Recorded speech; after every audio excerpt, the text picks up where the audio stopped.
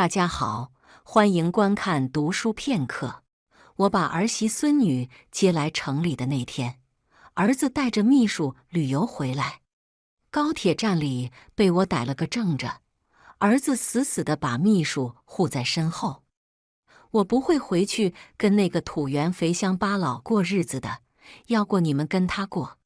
老公搂着我沉默了，我被气得头晕眼花。行，这日子我们过，你现在就回去收拾东西给我滚。儿媳妇从头到尾不说一句话，抱着孙女乖巧地站在一旁，一眼都不看我那不中用的儿子。我叹息，软软，我们回家。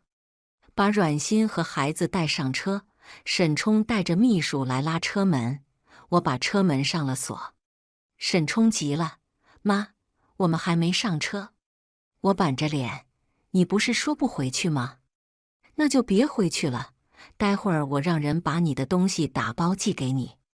沈冲愣了愣，你来真的？为了那个又土又肥的乡巴佬，你要抛弃你的亲生儿子？我的脾气上来了，当年是不是你跟阮阮求的婚？你以为自己有2个臭钱就高人一等了？我告诉你沈冲，没有我们，你什么都不是。没有钱，你看谁愿意捧着你？沈冲还没说话，他的秘书倒是先开了口。韩总，我跟沈冲在一起是真心相爱的，他跟这位阮女士8年才见了4面，请您不要再逼沈冲了。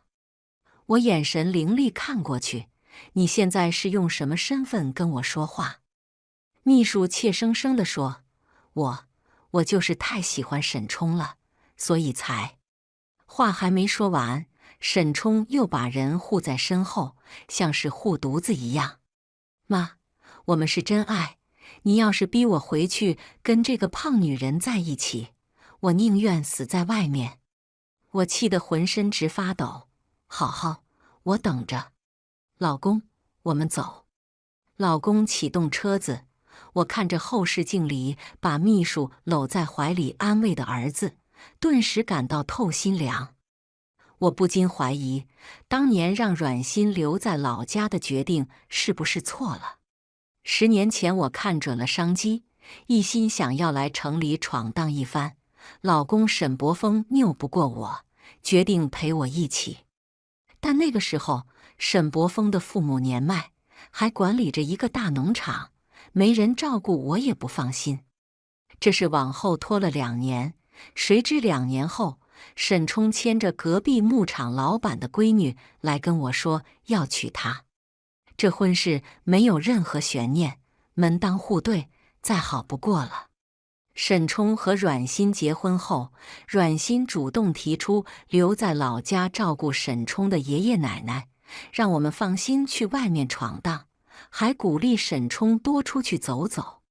沈冲一开始还不愿意，得知阮馨怀孕后，他忽然决定要来我这里，说努力挣钱，以后让孩子在城里定居。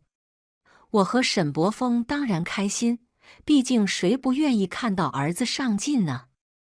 我想着等过个1、2年，沈冲在公司稳定下来，就把阮馨接过来。家里2老就找个信得过的人来照顾，这也是阮馨的想法。沈冲也没有辜负我们的期望，业务能力很强，拿下了几个大单子。阮馨是个什么事都自己抗的傻孩子，只报喜不报忧，但沈冲3天2头就往家里跑，我也很放心。如果不是回去处理沈冲爷爷的后事，我怎么都不会想到，这8年来，沈冲竟然只回去过4次。那些他本该回家看阮馨和孩子的日子，却和别的女人混在一起。这些年，我不止1、2次催促他，让他把阮馨和孩子接过来，他每次都说阮馨觉得不是时候。阮馨是个有主见的孩子，我想着他有自己的打算，便没怀疑什么。是我太过信任自己的儿子，才导致了今天的局面。思及此，我恨不得抽自己一耳光。身边传来阮馨的声音，我看过去，她有些局促，但眼神坚定且清澈。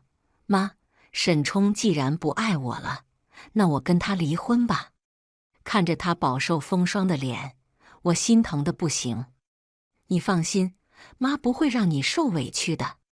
男人脏了就不要了，就算你们离婚，你也永远是我的女儿。阮馨眼眶红红，我知道我现在是什么样子，她不要我也是正常。我知道阮馨因为身材自卑了，但她以前不是这样的。能让沈冲入眼，阮馨的长相并不差。长胖是因为前几年生病打了激素，后来好了，又忙着照顾2个老人和嗷嗷待哺的孩子，根本没有精力打理自己。我决定帮阮馨改变。我握着她的手，软软，沈冲以后一定会后悔的。沈冲一连几天没有回来，也没有去公司上班。我以为给他个机会，他就会珍惜，可惜他没有。我让人停了他的所有卡，只留了他一张他给孙女定期存钱的储蓄卡。停卡的当天晚上，沈冲就回来了，和秘书一起。妈，你凭什么停了我的卡？我慢条斯理地瞥他一眼，就凭这些卡里的钱都是我的。你不是说别人跟你在一起不是为了你的钱吗？那我们就来看看，到底是因为你这个人，还是因为你的钱？秘书这个时候倒是情深意重。韩总，您不用拐弯抹角的，我跟沈冲在一起是因为我爱他。如果您非要这样来羞辱我离开他便是了。不行，谁允许你离开我的？我同意了吗？沈冲瞪着我，那我就让你看看，我离开你们到底行不行？不过在我离开之前，他得去跟我把离婚证办了。他指着我身后的阮馨。阮馨淡淡的声音从身后传来：你想离，那就离吧。我压着怒意起身，现在民政局还没下班，我送你们过去。民政局门口，我等了半个小时左右，阮馨和沈冲一起走出来。阮馨当着沈冲的面，转头把离婚证扔进了垃圾桶。沈冲的脸色很难看，死肥婆，你这是什么意思？我脸色一沉，下意识握紧了拳头，就听到阮馨缓缓开口：扔个垃圾而已，别那么紧张。一语双关，沈冲的脸都绿了。阮馨朝我走来，我听到秘书对沈冲说：冲哥，你别生气，就算韩总跟你断绝了母子关系，可血缘是切不断的。你忍忍，等韩总气消了，你再去给他服个软，哪里有当妈的会记恨自己的儿子？哼，谁要跟他服软了，又不是我的错。我关上了车窗，隔绝了外面的声音，看向阮馨，感觉怎么样？阮馨第一次朝我露出笑容。妈，我感觉卸下了一个重担，很轻松。我摸了摸她的头，好孩子，你的福气还在后面。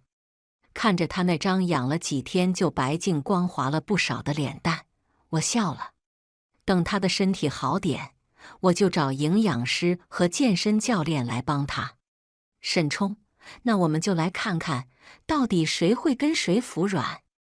到底是年轻人。阮馨很快适应了这边的环境，身体状况也好了不少。我跟她说了我的计划，阮馨很愉快地同意了。她每天严格按照营养师的要求吃健身餐，适应了一段时间后，体重开始掉了。健身教练开始给她安排量身定制的瘦身塑形训练。瘦身归瘦身，我对营养师和健身教练的唯一要求就是不能急于求成，要稳。他们跟我保证，一定会还一个健康美丽的阮馨给我。在关注阮欣状态的同时，我还让人时刻留意沈冲那边的情况。沈冲比我想象中更快来找我，这是把秘书的事摆到明面上后，他第一次没带人回来见我。明明是回来求我的，可他没有求人的态度，还是一副高高在上的模样。你什么时候才肯解锁了我的卡？我好歹还是公司的业务经理，这口袋里没钱，让我怎么谈生意？没错，我只是停了他的卡，没有把他赶出公司。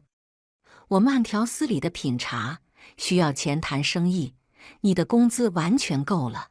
我看你回来要钱，是钱被他花光了。沈冲顿时拉下脸，我养他怎么了？我现在单身谈恋爱，养女朋友不是很正常？你要养他，跟我冻结你的卡有什么直接关系？我没钱怎么养他？我反问，所以你要拿我的钱去养破坏我儿子家庭的女人？沈冲，到底是你糊涂还是我糊涂？沈冲怒，那些也是我辛苦得到的，凭什么不还给我？就凭这8年来，你的妻儿都是我在养。你别忘了，离婚协议书上写着你要每年付100万的抚养费。我刚说完，沈冲的脸色就变了。我哪里来的钱给什么抚养费？你要逼死我吗？我笑了。沈冲，8年前在牧场，你就是拿你的工资来养家的。那个时候你的工资还没那么高，都还能养得起2个人。怎么现在工资翻了2、3倍，连个女人都养不起了？我看到沈冲的拳头紧了松，松了紧，最后铁青着脸离开了。我也被气得头疼，放下茶杯揉着额头。沈伯峰不知道从哪里蹦了出来，替我揉太阳穴。别生气，实在不行，我们跟他断绝关系就行了。把你气坏了，我心疼。我叹息，老公，我是不是做错了？要是我不坚持出来闯荡，是不是就没那么多烦心事？跟你有什么关系？是那个小崽子心性不行，就算你愿意留在牧场，我也不愿意让你一身本事就这样被荒废了。也就只有你能理解我了。沈伯峰越是对我好，我就越是对沈冲失望。有时候我甚至都怀疑沈冲不是我们生的。我以为沈冲很快就会回来跟我认错，可我怎么都没想到，沈冲竟然动用了那张给孙女存钱的卡，还挪空了里面的200多万。阮欣从健身房出来，看到我拉着脸坐在那里，走过来问我：“妈，是沈冲又惹你不开心了吗？”我不知道该怎么面对他，最后还是把沈冲挪用孙女存款的事情跟他说了一遍，然后问：“你打算怎么办？”阮欣没说话。我说：“你不要有顾忌，虽然他是我生的，但除了血缘关系，我对你们都是一样的。你也是我的女儿。”阮欣抬眸，大眼纯净清澈。那些钱其实都是他赚的，他要是想要，那就给他吧，只要他保证以后永远都不跟我抢女儿。我很意外，阮阮，你完全不用担心这件事。离婚协议书上黑纸白字写着孩子的抚养权归你，就算他跟你抢，我也不会给他。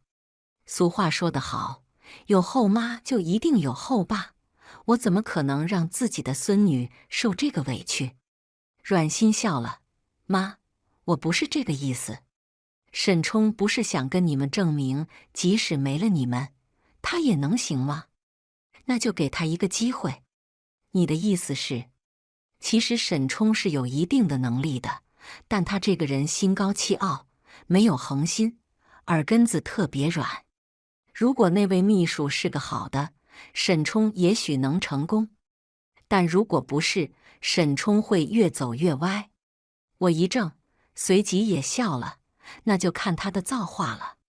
沈冲拿着那些钱开了家公司，主动从我的公司离职，还挖走了我公司的几个小客户。阮欣得知这件事，好几次欲言又止。又过了几天，我感觉差不多了，带着阮欣去了公司，宣布他成了我们公司业务部的一员。沈冲的事我没有刻意隐瞒，公司员工很多都知情，所以大家看阮欣的目光都带了几分不满。我对他们说，沈冲从你们手里抢走的客户，你们谁有能力抢回来，业务部经理的位置就是他的。果然，大家的目光都不再停留在阮欣身上。我见阮欣双眼亮晶晶的，就知道他肯定能胜任，没有任何鼓励和其他措施。我只对阮欣说了一句：机会面前人人平等。阮欣跃跃欲试，我会的。我没有刻意关心阮欣的事，但阮欣的消息时不时传入我耳朵，我一只耳朵进一只耳朵出。直到那天我去部门巡查，听到有人在茶水间议论阮欣。要说那个大妈没有一点关系，我是不相信的，不然她怎么可能把部长的2个客户都拿回来了？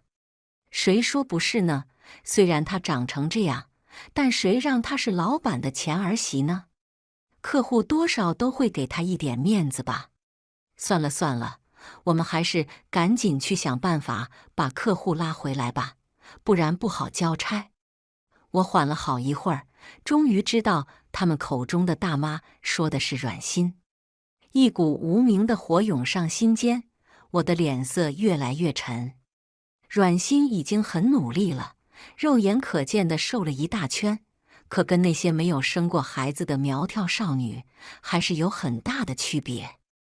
我没有找那些员工问话，也没有把这件事告诉阮欣，我在谋划一件大事。可是我的大事还没上演，沈冲又一次找上门来。妈，你到底跟客户许了什么承诺？为什么他们1个2个怎么都跟着乡巴佬走了？我早已得到消息，说阮欣把沈冲带走的客户都拉了回来，并且还和对方签了长期合作合同。阮欣的业务能力不比沈冲差，这个我在牧场的时候就知道。阮家的牧场在阮欣18岁的时候就交给了他，阮欣一边没耽误学习，一边把农场打理得井井有条。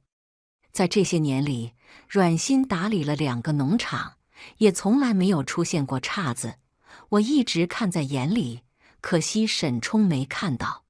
思及此，我说，当1个2个客户被挖走的时候，你可以怀疑别人；当你所有的客户都被挖走的时候，你就要开始从自己身上找原因了。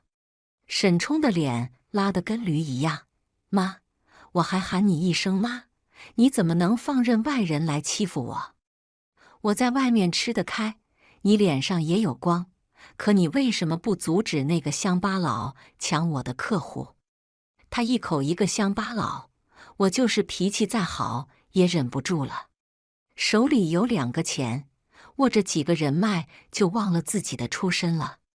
别忘了，你也不过是比软软早2年来这个地方，你凭什么嫌弃他？哼，就凭他现在土里土气的，配不上我。我反手给他一个巴掌，浑身都在发抖。他凭什么配不上你？以前在牧场的时候，有多少人追他，你又是怎么追他跑的？当真忘了自己的祖宗是谁了是吧？我告诉你，沈冲，再让我听到你这些话，这个家你也别回了。沈冲大概没想到我会给他一巴掌，直愣愣地看着我。半晌，他笑了，既然如此，那我就不回了。从今天开始，我们不再是母子关系。那可是你说的。沈冲冷哼，还用我说吗？你把一个外人当成自己亲生的了，还要我做什么？我不如现在就消失在你的眼前，省得给你添堵。他说完就跑。沈伯峰从外面回来，我正靠在沙发上揉眉心。他柔声问：“那小子跟你说什么了，把你气成这样？”他说要跟我断绝母子关系。沈伯峰一顿，想也没想就说：“那就断绝关系吧，趁我们还年轻，赶紧练个小号。”我拍掉他的手：“一把年纪了，你还让我冒险生二胎呢？”沈伯峰无奈道：“这不是还有孙女和软软吗？我现在是明白了一个道理，不管是男是女，有本事才是硬道理。”我睨他一眼，才知道呢。怎么会？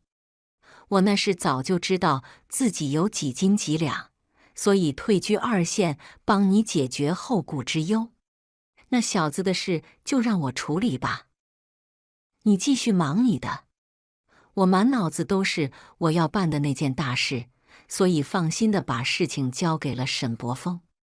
我没想到的是，沈伯峰当天就对外宣称沈家和沈冲断绝关系。阮欣是第一个来找我的，他穿着健身服来到我的面前，欲言又止。我的目光都被他吸引了。2个月过去，他瘦了20斤，目前在塑形。还别说，塑形加减脂的效果是真的棒。他在视觉上看起来起码少了1/3个他，但这还不够，我要的是他恢复到孕前的身材。软软啊，我知道你想说什么，但是这件事是我和你爸一起商量的。你以后见到他，不管他说什么都不要上他的当。阮欣点了点头。我又说，你努力努力，下个月我带你出席一个宴会，到时候我要宣布一件事。当然，也不只是宣布一件事那么简单。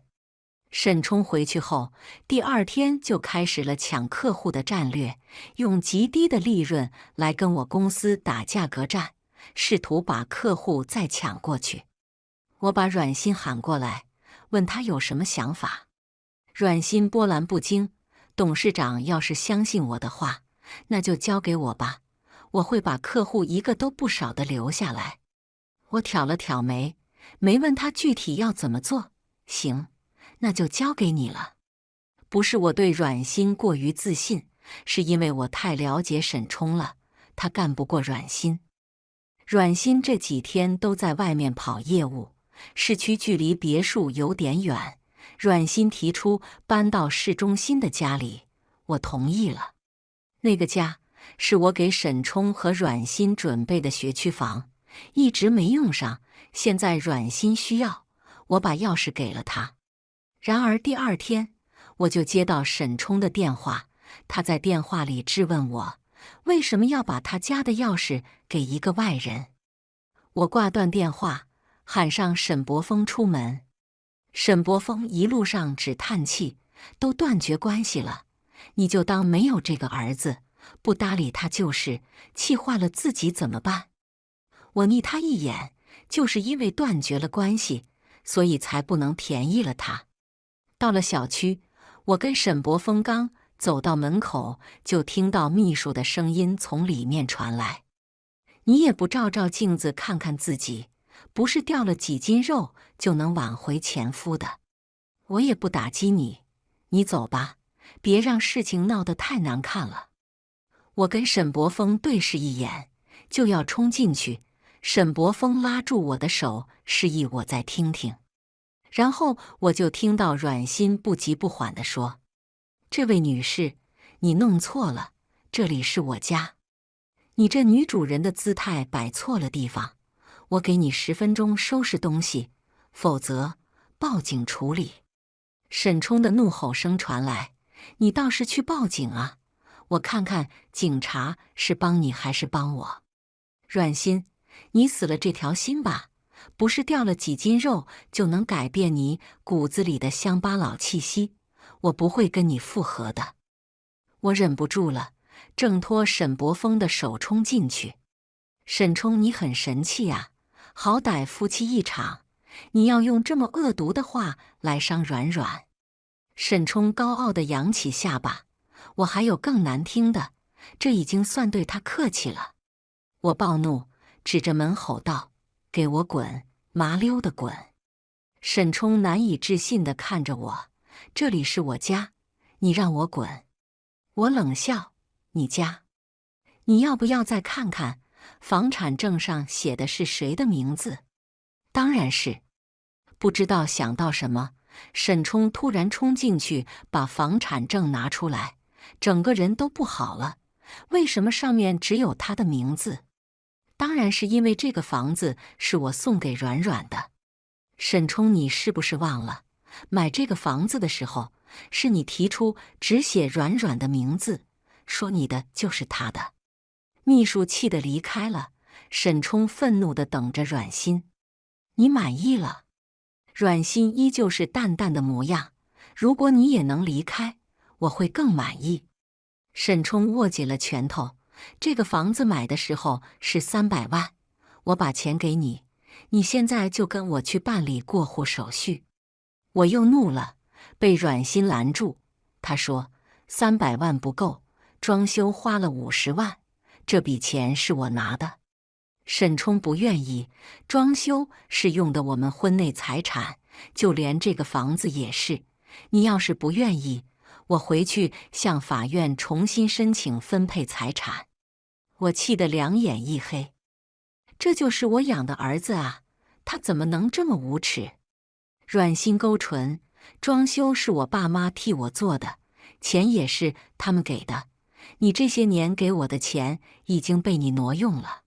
当然，你想打官司也行，你别后悔就是。沈冲立马改口：装修的钱我给不了你，你有这个本事就拿走。阮馨点头：你只是买了个毛坯房，我只需要还给你一个毛坯房就够了是吧？沈冲有点不耐烦了：你有这个本事就还个毛坯房给我，少废话，卖不卖？要不是沈伯峰拉着我，我都想立马冲上去铲他几巴掌。可下一秒，我听到阮馨说：好，300万你打到女儿账户，只要一到账，我们立刻过户。沈冲想也没想，就拉着阮馨出门了。我跟沈伯峰立马跟上。路上，我止不住的担心。沈伯峰安慰我：你放心，软软是个有主见的孩子，他这样做肯定有他的道理。可是，难道你还看不出来他也是个不肯受委屈的主吗？我沉默了。因为是周末，房管局不上班，过户的事要等下周工作日。沈冲跟阮馨约好办理手续的时间，便去出差了。我担忧地问阮馨：他不给你装修的钱，300万亏了。阮馨双眼亮晶晶的：妈，在我保证他不受伤的情况下，无论我做什么，你都不会怪我的，对吧？我欣慰点头：放手去做吧，有什么事我给你兜着。第二天，我得到消息说阮馨联系了装修队，趁着沈冲带着秘书去出差的时候去了学区房。我拉着沈伯峰悄悄跟了过去，看到了让我终身难忘的一幕。刚出电梯就听到敲敲打打的声音，我下意识抓住了沈伯峰的手：老公，这是什么声音？沈伯峰把我护在身后，牵着我往里面走。到了门口，我被里面的画面震惊了。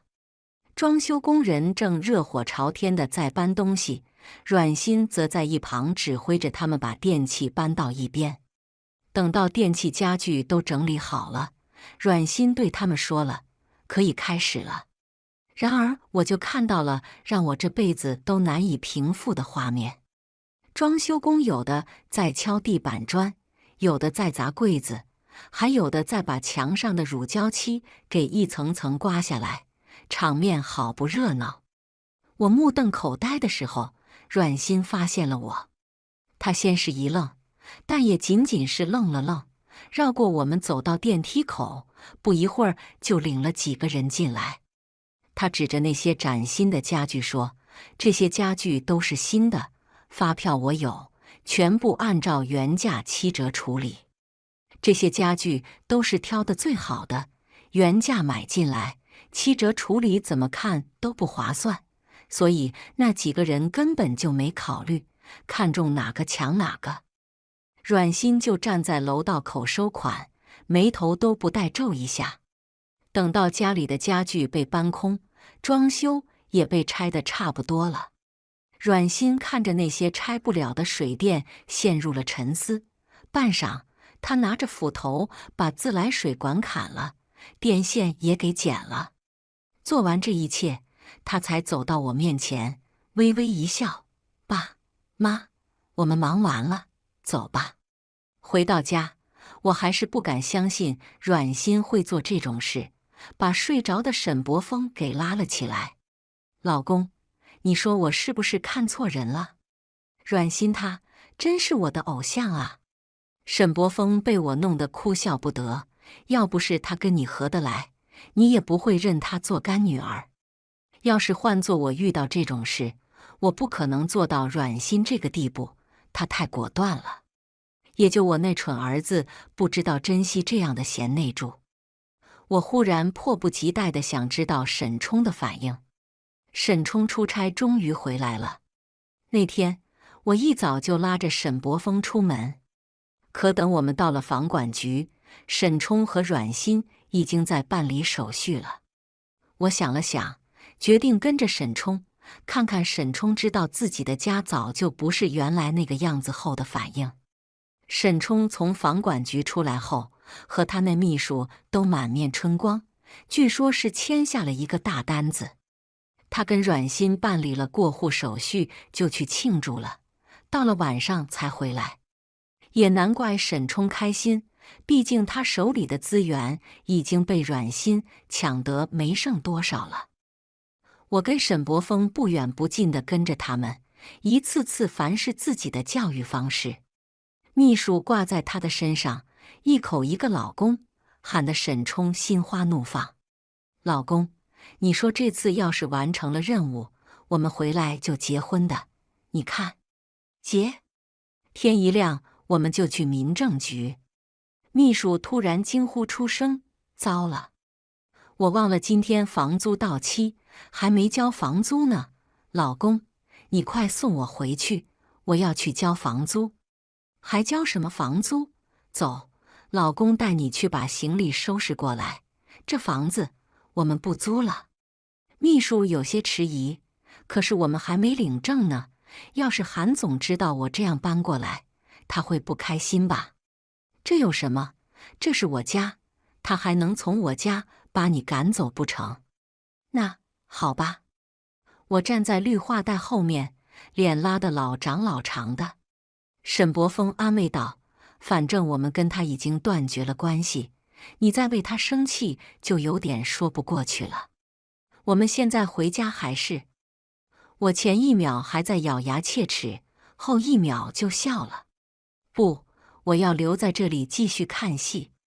他不是要搬进来吗？那我倒是要看看他今晚怎么住豪宅。沈伯峰拗不过我，只好陪着我在这里等。大概1个小时左右，沈冲回来了。他一手搂着女人，一手拉着行李箱。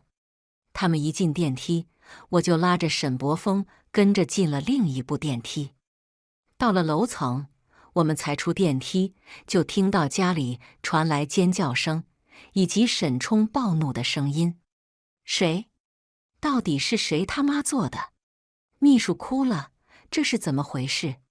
沈冲，你要我今晚跟你住这个破地方？沈冲最后气冲冲地带着人去了酒店。我舒心了，回去睡了个好觉，并且让沈伯峰嘱咐管家，在我醒来之前不能放沈冲进来。一觉醒来，我通身舒畅。楼下，阮欣在陪孙女看绘本，她笑着跟我打了声招呼，继续忙自己的了。我狐疑地问：“沈冲今天没来？”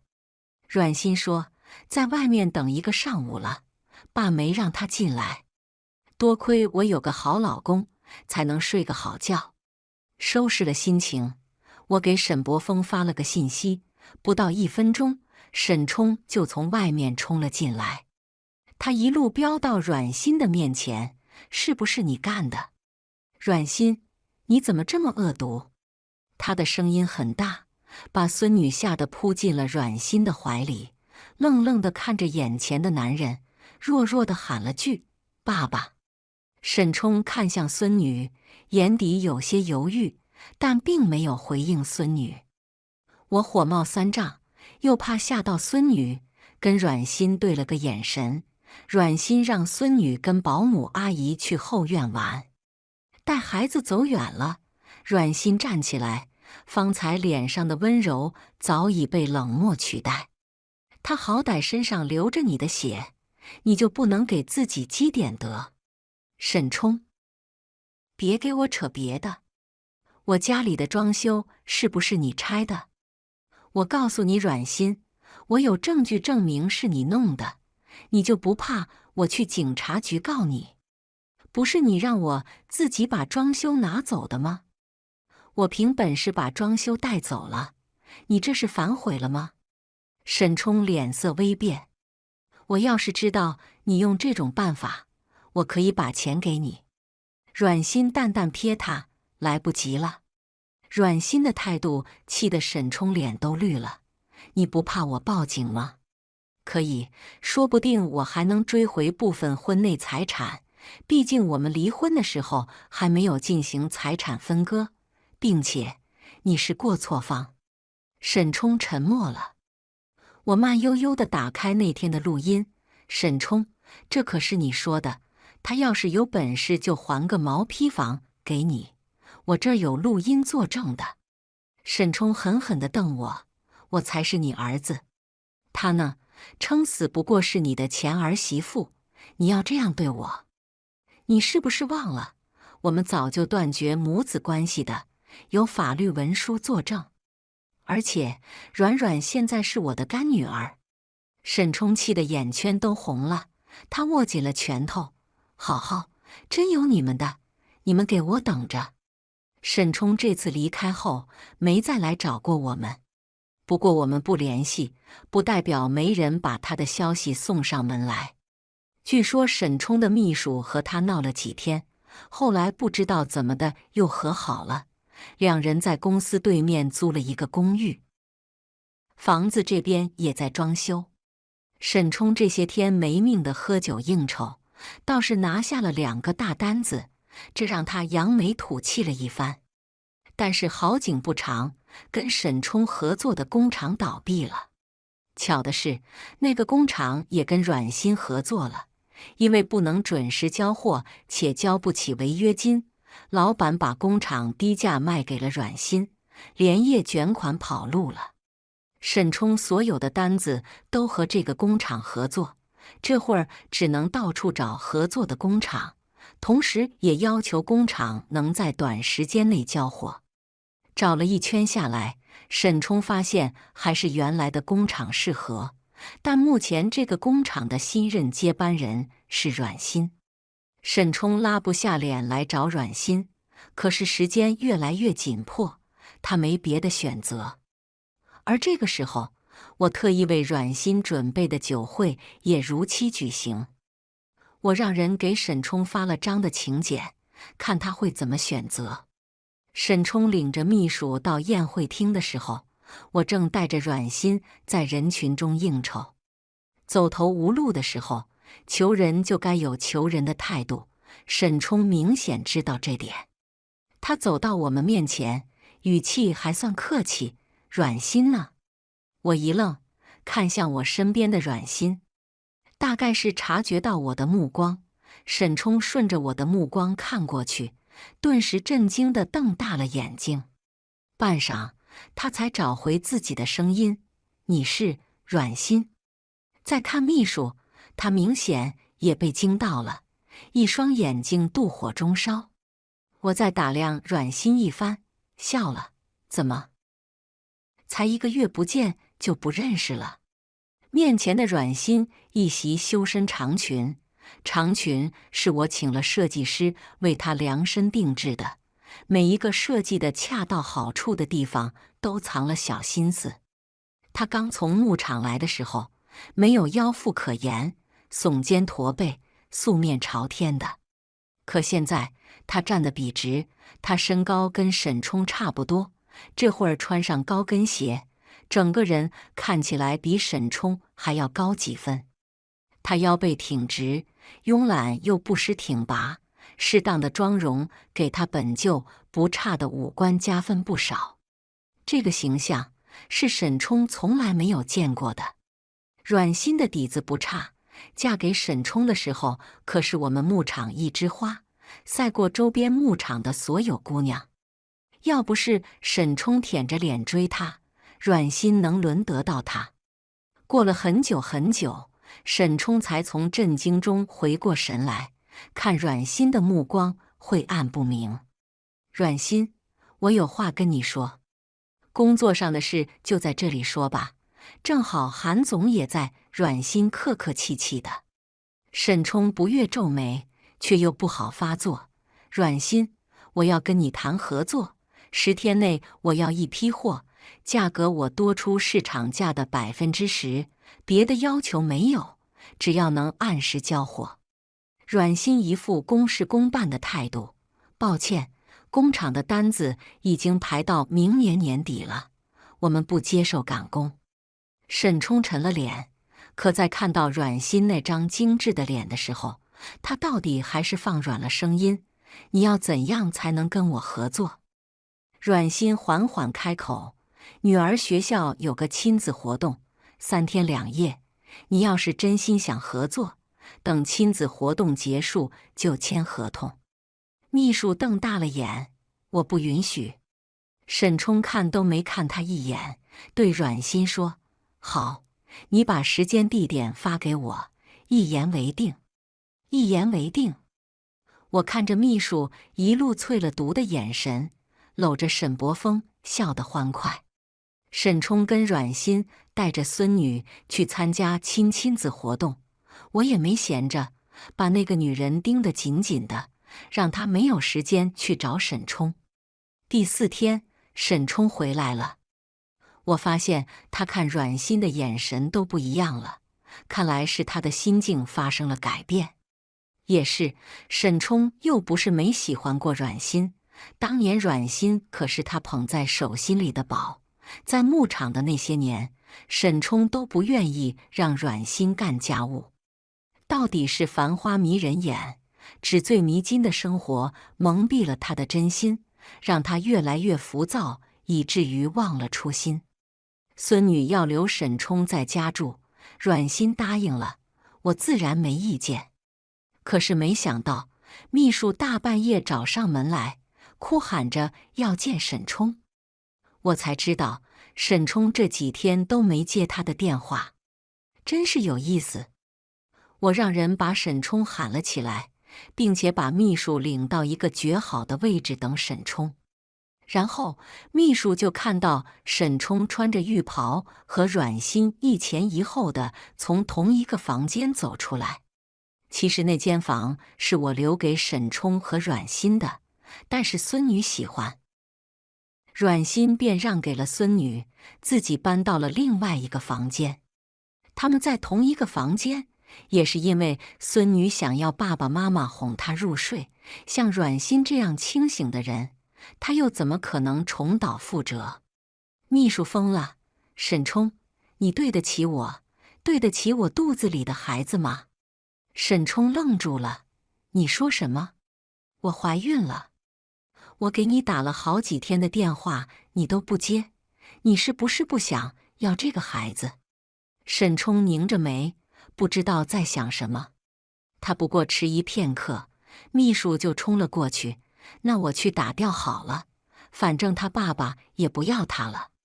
沈冲这才变了脸，追了出去，但他追了一半又转回来，似乎想对阮馨说什么，最后只道：明天我去你公司找你。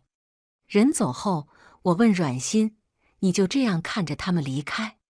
阮馨的淡定让我非常满意，他不仅不回答，反而问我：“妈，你应该不会让外面的女人随便生沈家的孩子吧？”那是当然。我这辈子容忍不了半路跑出个陌生孩子喊我老公爸爸，也不可能让来历不明的孩子喊我奶奶。软心婉儿，那我就更没什么好担心的了。沈冲第二天来找阮心的时候，他一脸疲惫。阮心公事公办，跟他签了合同，签完就让人送客。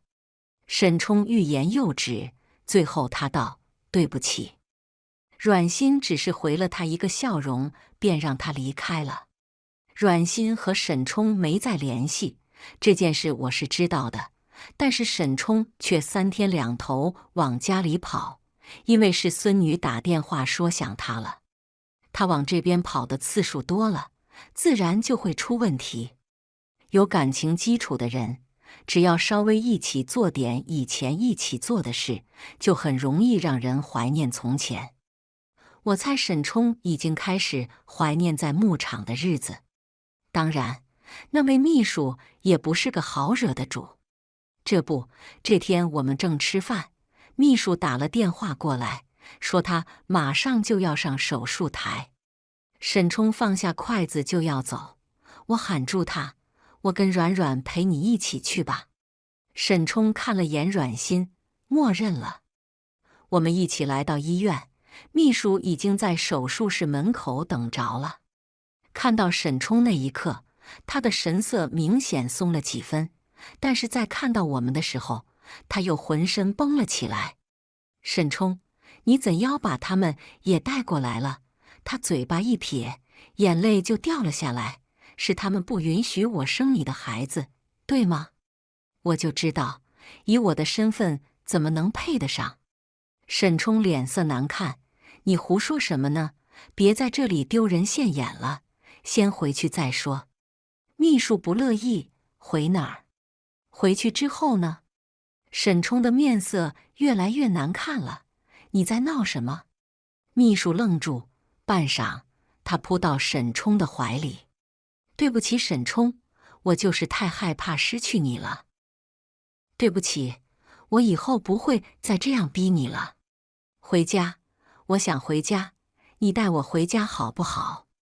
沈冲本不想走，可这会儿他不得不走。临走前，我喊住他，走到秘书面前：“你确定你的孩子是沈冲的吗？”